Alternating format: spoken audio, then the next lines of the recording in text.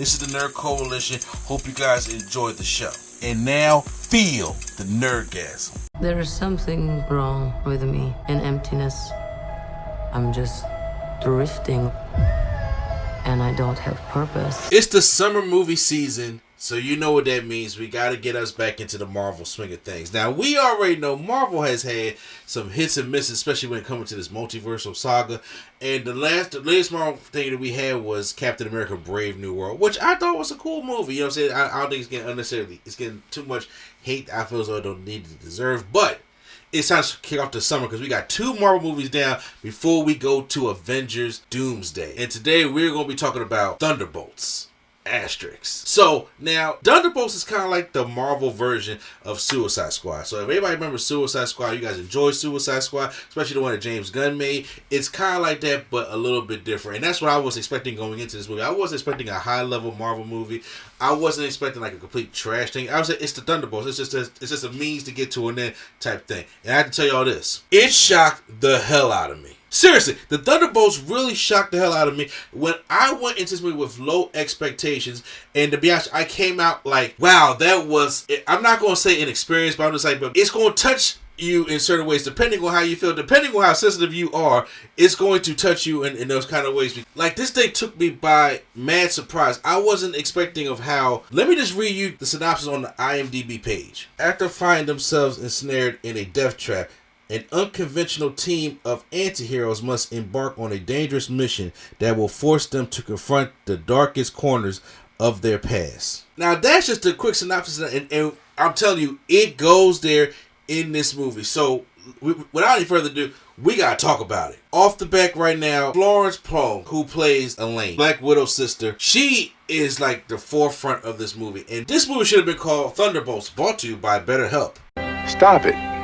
Get some help. Because this whole movie is nothing but a therapy session for mental health. I know how ironic that sounds or how far-fetched that sounds, but that's exactly the best way to explain this movie. It is basically mental health through superheroes. Like, they be down too. And Elaine is just throwing herself into work and she's depressed. She still has not gotten over it. Nobody really gets over death. But she still has not really recovered from the death of her sister. That's something that we don't even see much in superhero movies at all. It's like things just happen and you just move on. And then that's what you push things down inside, you just keep it pushing. But for them to actually address, like, listen, I don't even want to be working no more. The stuff that I'm doing, I don't care necessarily no more. I want to do something better. Like, because once again, she came from the Red Room, and that's a dark past in summer. She's even dealing with even more trauma other than just the loss of her sister that is just too heavy to bear on her anymore. She's really great in the movie. And then also we have David Harbour as returning as the Red Guardian. He's the comic relief when it comes to the movie.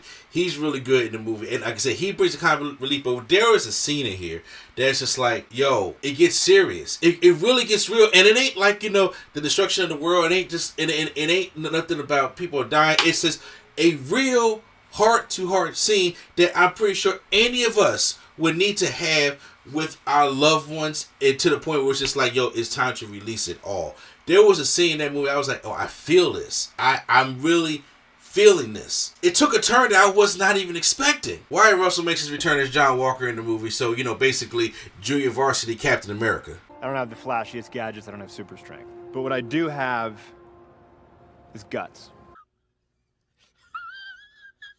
And he has his own problems, but he's still like a dick. Like I really thought that by the end of Falcon and Winter Soldier that there would be like a evolution. Like, he's still gonna be a dick, but he's just like straight on dick. But I understood for the concept of this movie, it needed to be that way. We also get a return from Ghost. Who? Ghost is from Ant-Man and the Wasp.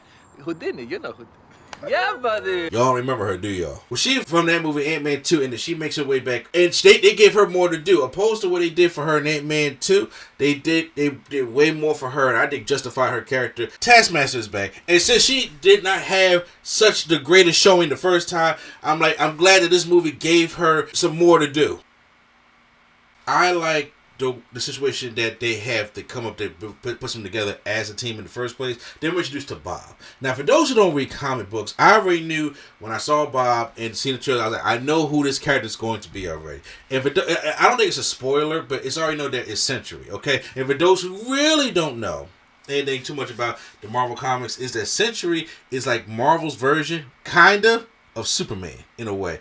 So he's all, I don't know if that's too much of a spoiler for those who don't know, but he makes his way in there. But the way they do Bob's character in here, like I said, for the comics, I'm not going to spoil it all for you guys, but he's OP as hell. He is very OP as hell, but he is battling something that is deep and dark. And they have to battle that with him in that scenario. And the way that they handle it in the third act, I was like, this is not what I was expecting. But I'm like loving it.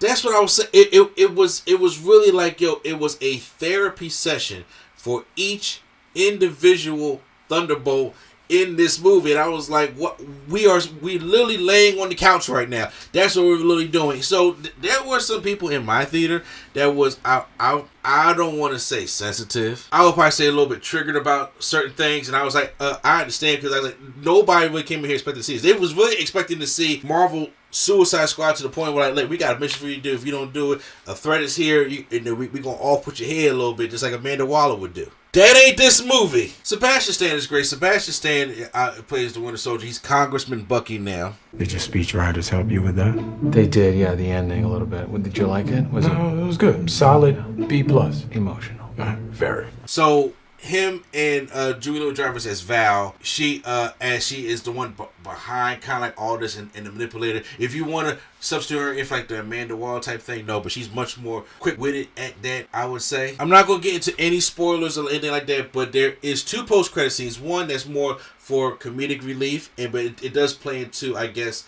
the building up, the callback from the build-up in the movie.